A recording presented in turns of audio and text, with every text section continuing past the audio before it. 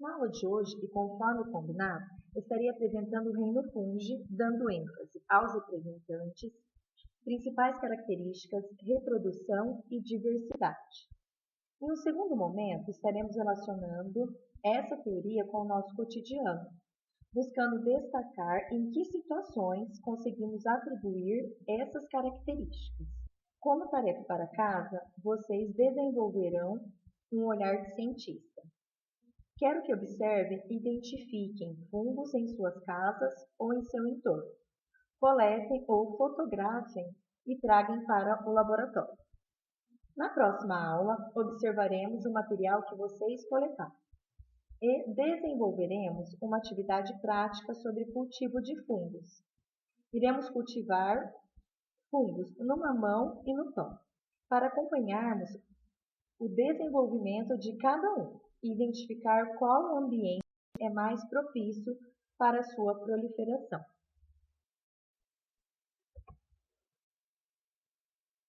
Quem são os fungos? Os fungos mais conhecidos são os bolores, os mofos, os cogumelos, as orelhas de pau e as leveduras, que são os fermentos. Eles são organismos eucariontes. Lembrando que organismos eucariontes são aqueles que têm uma célula onde o núcleo está envolto pela membrana nuclear. O seu material genético fica protegido no núcleo. Ele não fica disperso no citoplasma. São heterótrofos, ou seja, eles têm que ir à busca do seu alimento. E a sua maioria é pluricelulares. Tem mais de uma célula no seu organismo. Eles não realizam fotossíntese, por esse motivo, não podem pertencer ao reino Plantae, como antigamente estavam classificados no reino Plantae. Porém, o reino Plantae é autótrofo. Eles produzem seu próprio alimento através da fotossíntese. Já os fungos, eles não realizam fotossíntese, por isso são heterótrofos.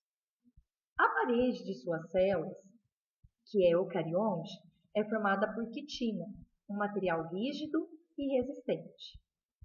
Apresenta o corpo formado por um emaranhado de filamentos, que são chamados de hifas. Vocês digerem o alimento fora das células que formam o seu corpo e posteriormente o absorve. Por isso, ele faz a digestão extracorpórea.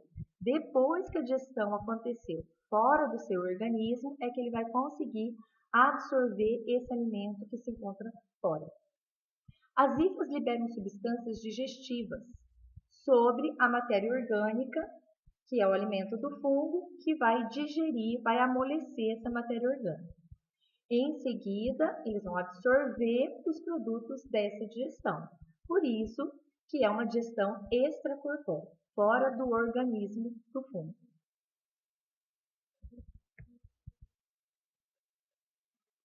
Sobre a alimentação, então, relembrando, eles são heterótrofos, por isso necessitam se alimentar de matéria orgânica proveniente de outros seres vivos.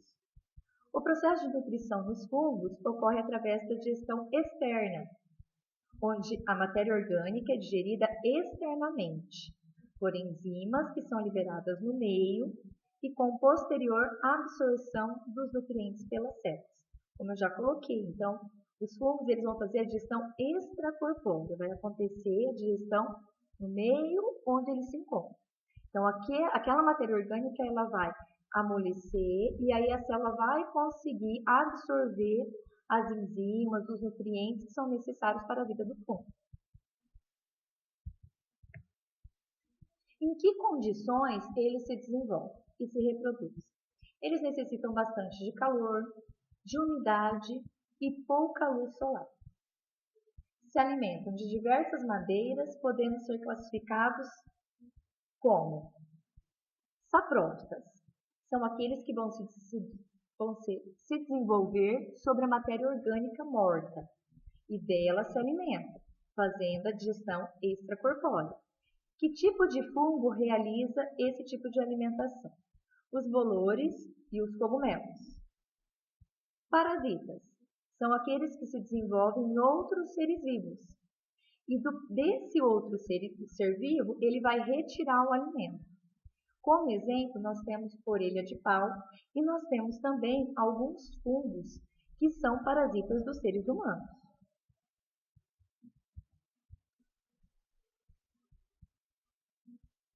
Quais são os benefícios causados pelos fungos?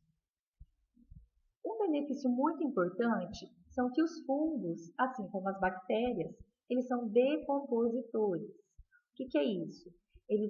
São organismos que vão degradar as substâncias como cadáveres de animais, restos de vegetais, tornando essas substâncias mais simples para serem reutilizadas por outros organismos, como, por exemplo, as plantas, ou ficando ali mesmo de nutrientes para o solo. Temos alguns animais que se alimentam de matéria orgânica, que seria de restos alimentares deixados por outros seres vivos. Algumas espécies também são comestíveis, como o champignon e o shiitake. Outros servem para a fabricação de remédios, como a penicilina, que é produzida a partir do fungo Penicillium notatum. Já os fungos do gênero Saccharomyces, também conhecidos como leveduras, são muito utilizados na fabricação do pão e na produção de bebidas alcoólicas.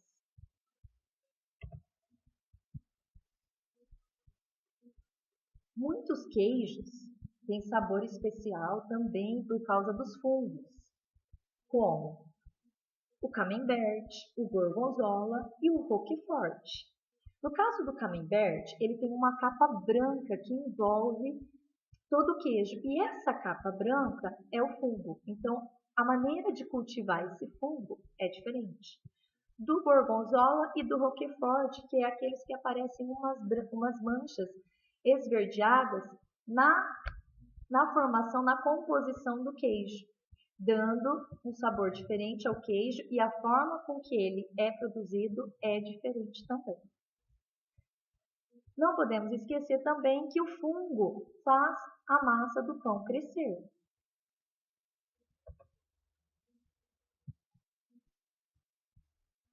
De que maneira o fungo vai agir para que o pão cresça? Então, nós temos, para o pão crescer, nós precisamos do fermento. E o fermento que nós utilizamos é o fermento biológico. Existem dois tipos de fermento, o fermento químico e o fermento biológico. O fermento químico é aquele produzido pela indústria. O fermento biológico, bio é vida. Então, que tipo de vida tem nesse fermento? O fungo. Então, que espécie de fungo tem no fermento? A levedura.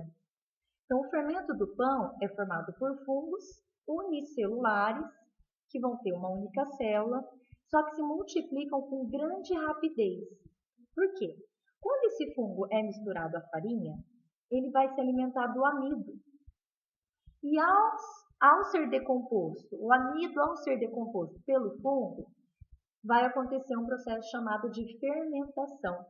Nesse momento, vai liberar gás carbônico.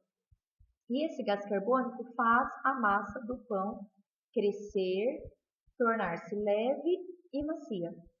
E quando nós levamos esse pão a uma certa temperatura, esse gás carbônico é evaporado. Então, a gente consegue sentir, devido à expansibilidade do ar, o cheirinho gostoso do pão.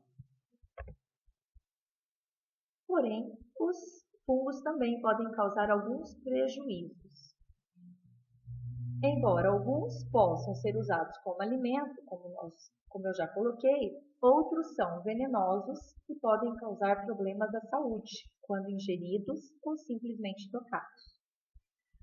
Os prejuízos causados pelos fungos são apodrecimento de frutas e pães, danos à agricultura, contaminação de queijos e alguns danos à saúde, algumas doenças.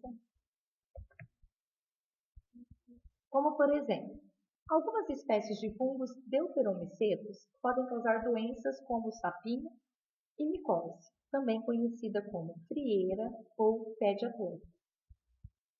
Por isso, devemos cuidar com essa questão da umidade, já que o fungo gosta de viver em ambientes úmidos. Devemos ter cuidado, principalmente entre os dedos. E também, no calor, devemos deixar os nossos pés ter uma ventilação. Porque se ficamos usando muitos sapatos, tênis fechados, o pé não tem ventilação e tem calor, não tem sol, tem umidade porque o pé vai suar, e aí tem a proliferação do fungo, podendo causar essa micose aí. E aí uma coceira também insuportável. Muito obrigada, a nossa aula de hoje foi um pouquinho sobre os representantes e as características dos fungos. Espero que vocês tenham gostado.